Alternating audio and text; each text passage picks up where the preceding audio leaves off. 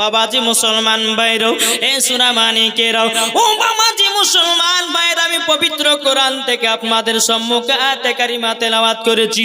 আল্লাহ পাক আল্লাহ তাআলা বলতেছেন ফাসাল্লি লিরাব্বিকা ওয়ানহার।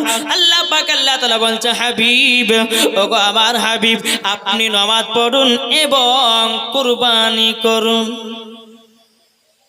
জোরে বলবেন না, এই বক্সের সাউন্ডটা একটু কমাও।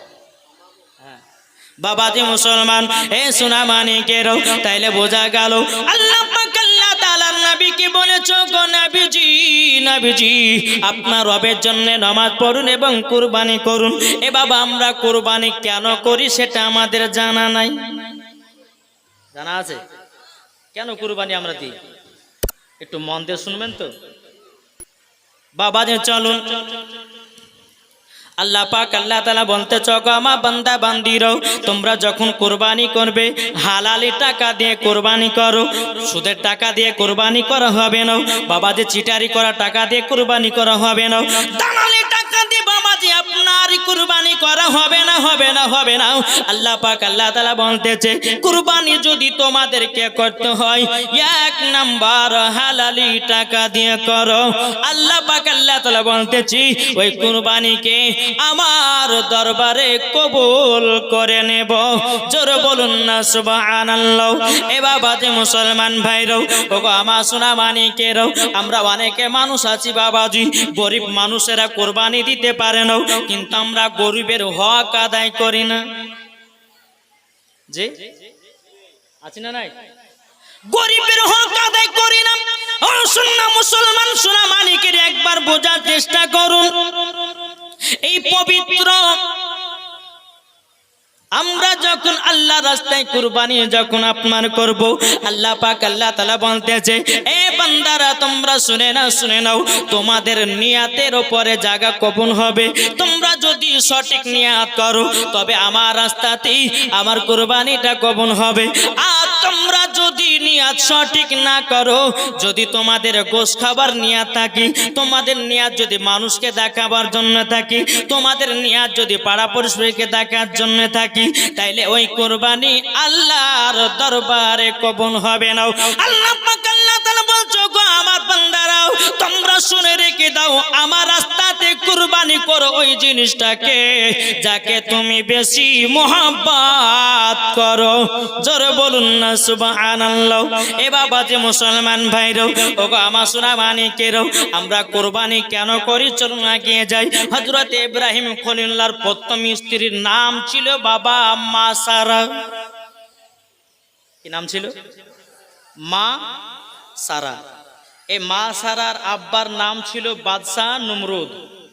যখন হযরত ইব্রাহিম খলিলুল্লাহকে আগুনে নিক্ষেপ করা হলো, জ্বলন্ত আগুনে ইব্রাহিম খলিলুল্লাহকে ফেলে দেওয়া হলো, আল্লাহর কি কুদরত, ইব্রাহিম খলিলুল্লাহর চুল পরিমাণ বাবাজি পোড়াতে পারে না।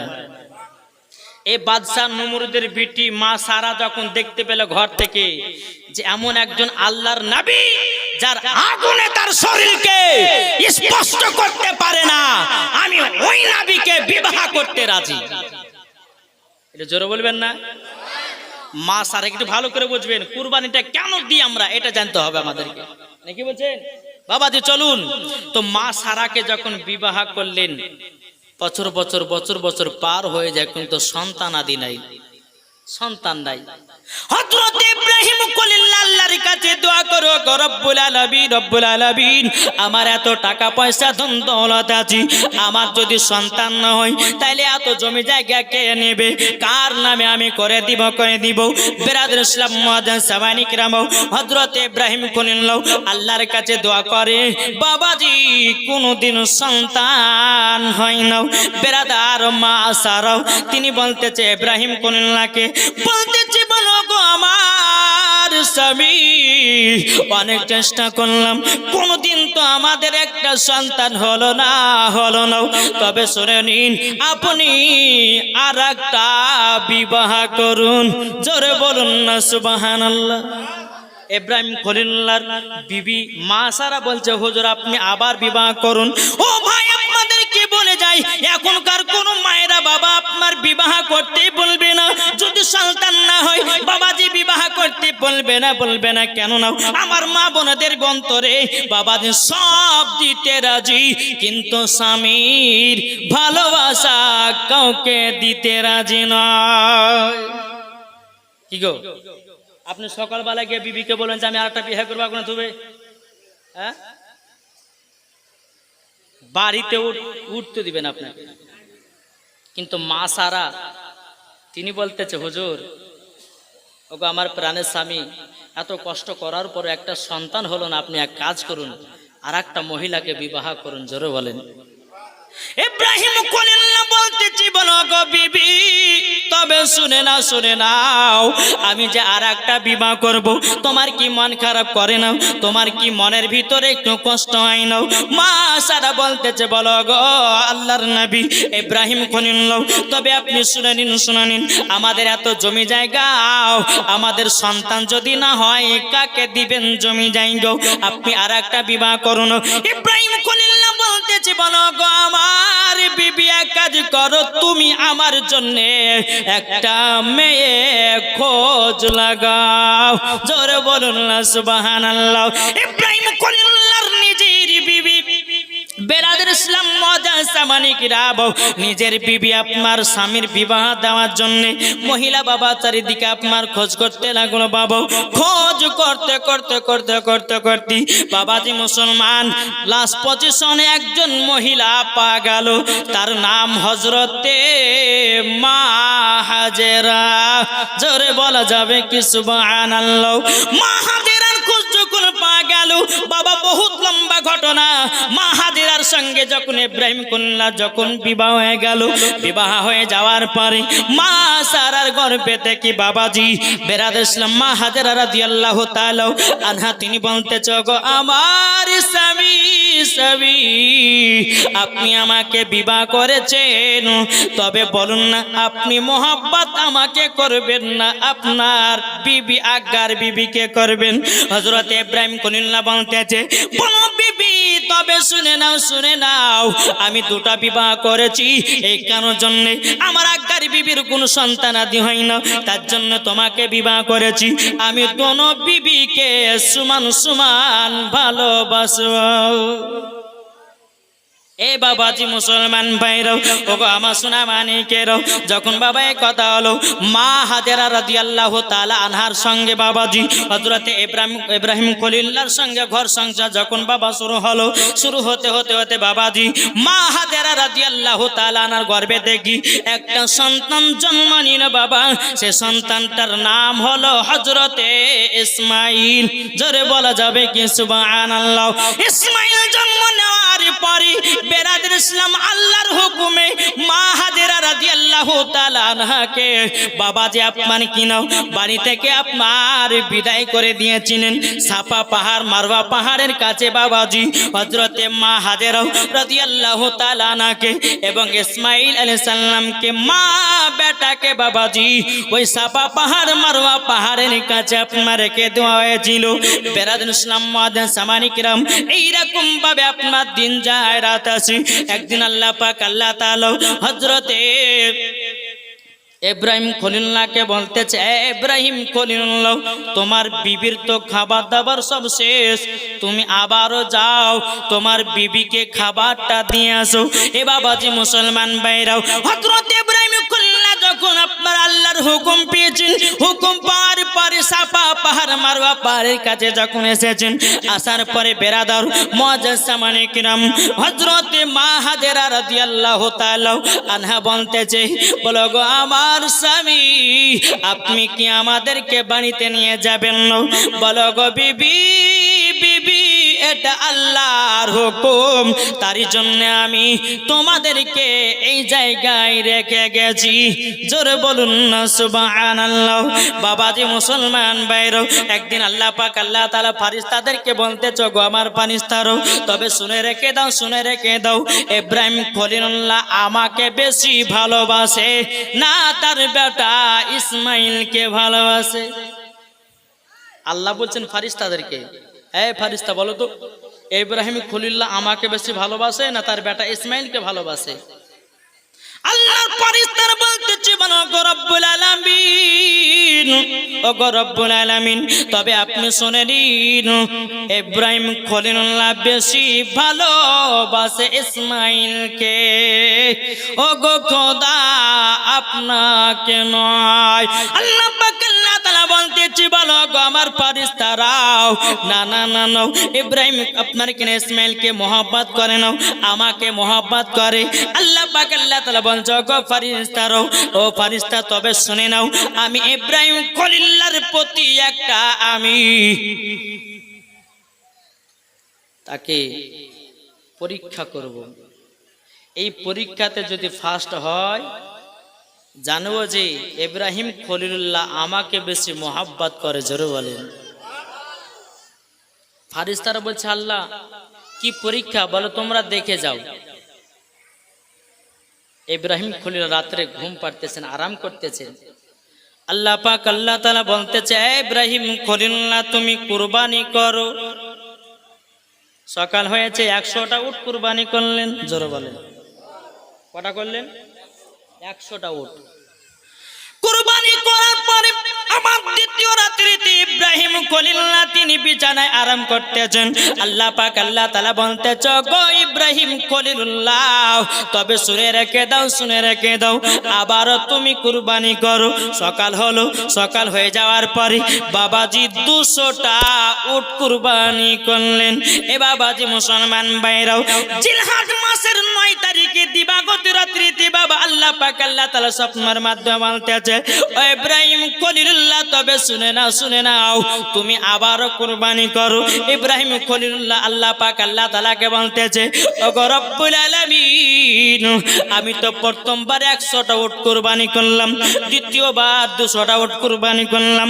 ও গো আল্লাহ আপনি আমাকে বলে দিন কোন জিনিসটা আপনার রাস্তায় কুরবানি করলে পারে আল্লাহ আপনি কবুল করবেন। আল্লাহ পাক আল্লাহ তাআলা বলছে গো ইব্রাহিম খলিলুল্লাহ যাকে তুমি বেশি মহব্বত করো তাকে তুমি আমার রাস্তায় কুরবানি করো, তাকে কুরবানি করো। ইব্রাহিম খলিলুল্লাহ বুঝে গেলেন আমি তো মহব্বত করি বেশি আমার বেটা ইসমাইলকে। জোরে বলেন। সকাল হলো, মা হাজেরা রাদিয়াল্লাহু তাআলা আনহাকে বলতেছে, বলে বিবি আমার সন্তানকে ভালো করে গোসল করিয়ে দাও, নতুন পোশাক পরিয়ে দাও। বলে কোথায় নিয়ে যাবেন? বলে আমি আমার বন্ধুর বাড়ি দাওয়াত খেতে নিয়ে যাব। কোথায় নিয়ে যাবে? দাওয়াত খেতে। বেরাদার ইসলাম মাদান সামানি কেরামাও মা হাজেরা রাদিয়াল্লাহু তাআলা আনহা বাবাজি মুসলমান ভাইরা ইসমাইলকে ভালো করে গোসল করিয়ে দিলেন। গোসল করিয়ে দেওয়ার পরে নতুন পোশাক পরিয়ে দিলেন। পরিয়ে দেওয়ার পরে ইব্রাহিম খলিলুল্লাহ একটা ব্যাগের ভিতরে বাবা একটা দড়ি এবং ধারালো একটা অস্ত্র আপনার ব্যাগের ভিতরে ঢুকিয়ে নিয়েছি। ঢুকিয়ে নেওয়ার পরে জিলহজ মাসের 10 তারিখে সকালবেলাতে বাবাজি আপনার চলতে লেগেছে। বাবা চলতে চলতে চলতে ইবলিস শয়তান বলতেছে ইসমাইল যদি আল্লাহ রাস্তায় কুরবানি হয়ে যায় আল্লাহ পাক আল্লাহ তাআলা হযরত ইব্রাহিম খলিলুল্লাহকে বড় ইনাম পুরস্কার দেবে। ইবলিস বলতেছে আমি কুরবানি করতে দেব না, দেব না, দেব না। বাবাজি আপনার কি নাও ইব্রাহিম খলিলুল্লাহ যখন ইসমাইলের হাতটা ধরে আপনার টুক টুক টুক টুক করে চলতে লেগেছে, ইবলিস শয়তান মানুষের রূপ ধারণ করে আছে। মা হাজেরা রাদিয়াল্লাহু তাআলা আনহাকে বলতেছে, বলে হাজেরা তোমার বেটা ইসমাইলকে কোথায় নিয়ে গেছে তুমি কি জানো? মা হাজেরা রাদিয়াল্লাহু তাআলা আনহা তিনি বলতেছে, বলে তবে শুনে নাও আমার স্বামী আমার সন্তানকে নিয়ে গেছে তার বন্ধুর বাড়ি দাওয়াত খেতে। জোরে বলুন না সুবহানাল্লাহ। এই বাবা নবী কোনেরা কোনদিন মিথ্যা কথা বলে না রে বাবা। বন্ধুর বাড়ি হলো আল্লাহর বন্ধুর বাড়ি। জোরে বলুন না সুবহানাল্লাহ। এই বাবাজি মুসলমান ভাইরাও ইবলিস শয়তান এসে বলছে এই হাজেরা তোমার স্বামী তোমার বেটাকে দাওয়াত খেতে নিয়ে যাইল, মিনা মাঠে কুরবানি করার জন্য নিয়ে যাচ্ছে। মা হাজেরা রাদিয়াল্লাহু তাআলা আনহা তিনি বুঝে গেলেন শয়তান আমাকে ধোঁকা দিতেছে, শয়তান আমাকে ধোঁকা দিতেছে। এই বাবাজি শুনে রেখে দিন বাবা, শয়তান কেমন ভাবে ধোঁকা দেয় আপনাদেরকে একটু বলে দি বাবা। যদি 5 ওয়াক্ত নামাজ পড়েন, আপনার বাড়িতে অসুখ আছে, আপনি 5 ওয়াক্ত নামাজ পড়ছেন, আপনার বাড়িতে বিমার হচ্ছে, আপনি 5 ওয়াক্ত নামাজ পড়ছেন, আপনার বাড়িতে কত রকমের বাবাজি ঝামেলা হচ্ছে, এই বাবাজি মুসলমান, এটাই শয়তান ধোঁকা দেয় জানো বান্দারা জীবনে আল্লাহর ইবাদত না করতে পারে। কিন্তু আল্লাহ পাক আল্লাহ তাআলা বলছে, ও বান্দা তুমি যদি এইগুলো মেনে যদি আরো নামাজ পড়ো, আল্লাহ পাক আল্লাহ তাআলা বলতেছে তাকে মরার পরে জান্নাতি বানায় নেব। জোরে বলুন না সুবহানাল্লাহ। এ বাবাজি শয়তান এরকম ভাবে ধোঁকা দেয়, শয়তান বাবা আরো ধোঁকা দেয় কেমনে বলবো নাকি? কি গো, শয়তান ধোঁকা দেয় কেমনে? এই যে বাবাজি এই জায়গাতে বসে আছেন, বসে থাকার পরে মানুষ একটু ঢোলে না, অনেকে মানুষ চল বহুত শুনছি ইউটিউবের মধ্যে, চল বাড়িতে যা ঘুমাই গে, এটা শয়তানে ধোঁকা দেয়। কি গো, শয়তানে ধোঁকা দেয়। এই জান্নাতি বাগানে যতক্ষণ বসবেন, হাদিস কোরআনে বাণী শুনবেন, আল্লাহ বলছে ওই বান্দাদের ছোট্ট ছোট্ট গুনাহগুলোকে আল্লাহ মাফ করে দেয়। জোরে বলবেন না সুবহানাল্লাহ। শয়তান আরো ধোঁকা দেয় কেমন করে? কিছু মহিলার পেছনে ইয়ং ছেলেরা বাবা ছোটে ছোটে যায় না, তার নমাজ রোজা থাকলো পড়ে, ওই মহিলার পেছন পেছন পেছন তার ঈমান আকীদাকে নষ্ট করে দিল, তাকে খারাপ কাজে লিপ্ত করলো। এটাই হচ্ছে শয়তানের ধোঁকা।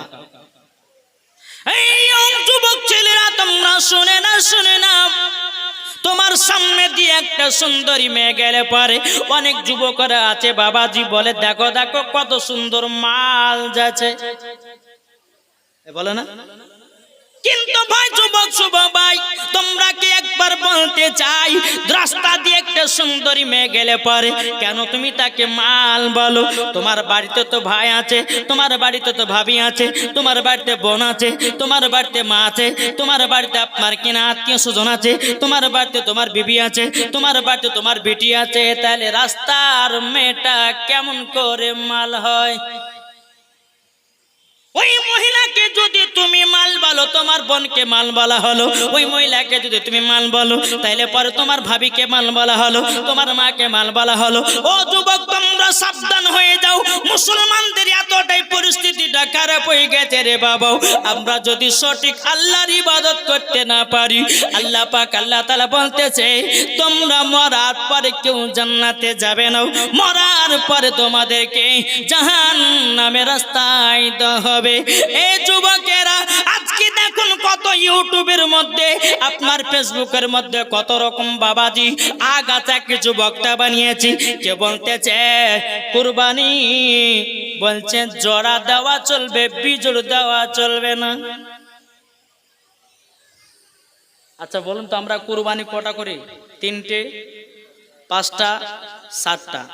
যদি কেউ যদি জোড়া দেয় তো কুরবানি হয়ে যাবে, কিন্তু বিজোড়টা দেওয়া হচ্ছে আল্লাহর কাছে পছন্দনীয়। এটা জোরে বলবেন না? আমরা ওযু করি কবার, হাত ধুই কবার, মুখে পানি দিই কবার, বেতের নামাজ কয় রাকাত, মাগরিবের নামাজ কয় রাকাত? 3 রাকাত না? বাবাজি মুসলমান, আমরা যখন বাবা রুকু করতে যাই আমরা কবার তাসবিহ পড়ি? 3 বার, 5 বার, 7 বার। আল্লাহ পাক আল্লাহ তাআলা বলতেছে বলো আমার বান্দা বান্দিরা, আমার কাছে বিজোড়টাই পছন্দ। আজ কিছু ওয়াহাবি দেওবন্দি মাযহাবি বানিয়েছে বাবা, এরা বলছে বিজোড় কুরবানি হবে না, জোড়া দিলে কুরবানি হবে। এদেরকে জুতার বাড়ি পিটার দরকার আছে না নাই? কি গো, জুতার বাড়ি পিটার দরকার আছে। বাংলাদেশের একজন বক্তা বাবাজি, বাবা তার নাম নিলে মনে হয় উজু ভেঙে যাবে, তবে আপনাদেরকে বোঝার জন্য বলতে হবে। বাংলাদেশের একটা বক্তা বাড়িয়েছি, তার নাম বাবাজি আব্দুর রাজ্জাক বিন ইউসুফ। বাবাজি আমরা সুন্নিরা নাম রেখেছি ইবলিস শয়তান। কি নাম রেখেছি? এ শয়তান বলতেছে কোরআন শরীফের পাতা যদি ছিঁড়ে যায় ওই কোরআনের পাতাগুলোকে আগুন দিয়া জ্বালায়া দাও। জোরে কর না নাউজুবিল্লাহ। এই বক্তাদের জন্য আজকে বেধর্মীরা কোরআনটাকে বাবাজি আগুন দিয়ে জ্বালিয়ে দিতেছে। আজকে আপনার এই বক্তাদের জন্য কোরআনটাকে পানিতে ফেলিয়ে দিতেছে। আজকে এই বক্তাদের জন্য কোরআনটাকে বাবাজি অসম্মান করতেছি। আবার আল্লাহ পাক আল্লাহ তাআলা বলতেছে এই আলেমদের কাল কিয়ামতের ময়দানে জিবাটা কেটে জাহান্নামের আগুনে পোড়ানো হবে।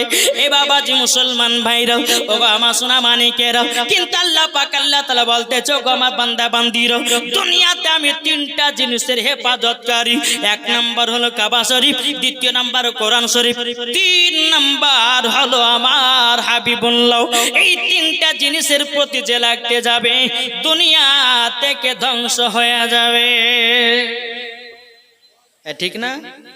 আজ এই বক্তাদের জন্য বেধর্মীরা কোরআনটাকে পড়াতেছে, তারপরে বলছে কালো কাকের গোশ খাওয়া যায়, কেঁচা খাওয়া যায়, শামুক খাওয়া যায়, ঝিনুক খাওয়া যায়। এই বক্তা বলতেছে ওকে ধরে ধরে লিয়েছে কেঁচা খাওয়াইতে হবে নাকি বলছে। দেখি কত কেঁচা খাবার বেটা ফতোয়াতে দিয়ে বেড়াতেছে।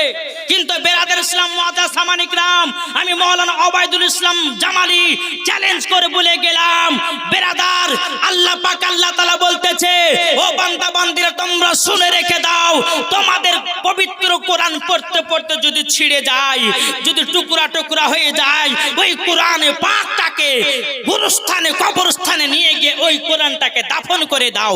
এটাই হচ্ছে ফারিস্তাদের আকীদা, এটাই হলো তাবেঈনদের আকীদা, এটাই হলো সাহাবাদের আকীদা, এটাই হলো ওলিদের আকীদা, এটাই হলো সুন্নিদের আকীদা। জোরে বলবেন না?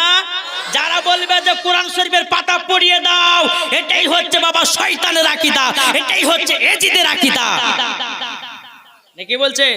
তাহলে বলুন আমরা বাবাজি ফারিস্তার আকীদার দিকে থাকতে চাই না শয়তানের হাত আপনার আকীদার দিকে থাকবো? এটা জোরে বলেন না। আমরা ফারিস্তার দিকে থাকতে চাই। বাবাজি মানলে পরে আবু বকর, না মানলে পরে আবু জাহেল। সোজা সোজি বুঝতে পারা গেছে কিছু? আসুন আজকে এই বেধর্মীদের জন্য বাবাজি দুনিয়াটা ছারখার হয়ে গেল। পাবলিকের কোনো দোষ নাই, যত দোষ হচ্ছে আলেমদের দোষ। আমি এক কথা বলছি, ওই বক্তা আর এক কথা বলছে। কিন্তু বাবাজি আপনাদেরকে বলবো ইউটিউবের মধ্যে ওয়াজ শুনেন, ফেসবুকের মধ্যে ওয়াজ শুনেন, কিন্তু যাত্রার ওয়াজ শুনবেন না। যাত্রার ওয়াজ শুনে ইমানটাকে নষ্ট করবেন না। জি ওয়াজ যদি শুনতে হয় সুন্নিদের শুনো, ওয়াজ যদি শুনতে হয় সুন্নিদের ওয়াজ শুনে ইমান তাজা করো, মরার পরে জান্নাতি জান্নাতি জান্নাতি। জোরে বলবেন না সুবহানাল্লাহ। বাবাজি মুসলমান আসুন তাহলে বলুন আমরা সুন্নি হতে চাই? হাত তুলে দেখান না, আল্লাহ খুশি হবে। আহা সুবহানাল্লাহ, আল্লাহ খুশি হবে। আল্লাহ বলছে ওই বান্দাদের হাতগুলো আল্লাহ যদি কবুল করে নেয় তো মরার পরে জান্নাতে জান্নাতে। জোরে বলুন। তাই কবে বলতে আছে কে যাও ভাই না বীজের কাছে, জোরে বলেন কে যাও ভাই না বীজের কাছে, এই পাগলের আরজি আছে আমার সালাম পৌঁছে দিও, এই গরিবের কি বা করার আছে মাওলা গো, এই গরিবের কি বা করার আছে। আমরা মদিনা যেতে চাই কিনা একটু হাত তুলে দেখেন না বাবা। আপনাদের কি কষ্ট হয়েছে? জি মদিনা মদিনা করি কিন্তু মদিনা যেতে পাই না। এসার নামাজ পড়বেন, পড়ার পরে আপনি বলবেন কে যাও ভাই না বীজির কাছে, এই পাগলের আরজি আছে আমার সালাম পৌঁছে দিও, এ গরিবের কি বা করার আছে মাওলা গো, এ গরিবের কি বা করার আছে। টাকা করি নাই আমার, শখ জেগেছে মদিনা যাওয়ার, মনের দোয়া কবুল করো, এ গরিবের কি বা করার আছে মাওলা গো, এ গরিবের কি বা করার আছে। নিশিরাতে কাঁদি আমি নবী তোমার লাগি, তোমার নামে